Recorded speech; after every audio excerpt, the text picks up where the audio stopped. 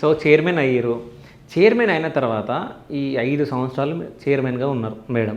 దాని తర్వాత ఇప్పుడు ఒక 1 ఇయర్ ఎక్స్ట్రా అయిపోయింది. ఇప్పుడు ఇంకా ఎలక్షన్లు జరగలేదు. అంటే మేడం గారు చైర్మన్ అయిన తర్వాత ఎట్లాంటి సిచ్యువేషన్స్ చూసిర్రు మీరు రాజకీయాలలో? అంటే మిమ్మల్ని ఎట్లా తొక్కాలనుకున్నారు, అసలు ఏం చేద్దాం అనుకున్నారు? ఆ స్టోరీ ఏదన్నా, ఈ 5 సంవత్సరాల స్టోరీ. యాక్చువల్గా ఇది జనరల్ రిజర్వేషన్ ఉండే, జనరల్ ఓపెన్ ఉండే చైర్మన్ అనేది. మేము బీసీ మహిళ కాబట్టి చాలామందికి జనరల్ అయినందుకు వాళ్ళకి అవకాశాలు ఉన్నాయి. బీసీ మహిళకు పోయింది, వాళ్ళకి కొంచెం ఇబ్బందిగా అనిపించింది. ఆ ఇబ్బందిగా అందరికీ ఉండొచ్చు, జరగవచ్చు, ఎవరి ఒపీనియన్స్ వాళ్ళకు ఉంటాయి. మాకు పైనుంచి ఆదేశం వచ్చింది, అవకాశం ఇచ్చారు. అది ఎందుకు జరిగింది, ఎలా జరిగింది మాకు తెలియదు. అలా అవకాశం వచ్చింది, మా అదృష్టం మాకు వరించింది. సో అంటే వరించింది అంటే ఎట్లాంటివి చూసిర్రు ఈ రాజకీయాలు 5 సంవత్సరాలు?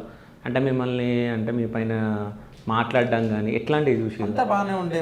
ఫస్ట్ మేము అయినాం 2020లో. మేము అయిన వితిన్ 45 డేస్కి కరోనా వచ్చింది. కరోనాలో ఇంకా 1.5 year first wave, second wave, third wave అని అది జరిగింది.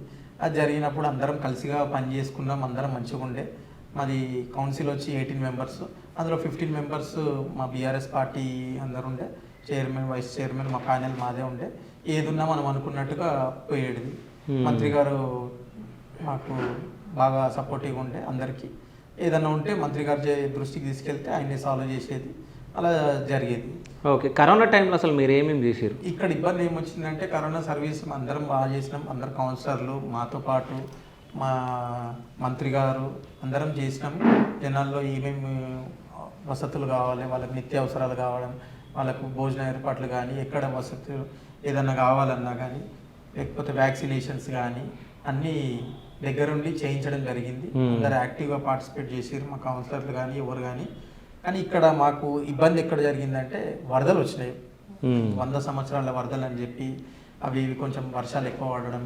ఆ తర్వాత మాకు పైన రామ్కి డంపింగ్ యార్డ్ ఉండడం, మా పైన మేము ఉండే వార్డులో పైన వార్డ్ చెరువు ఉంది. చెరువు కానుకొని రామ్కి డంపింగ్ యార్డ్ ఉంది.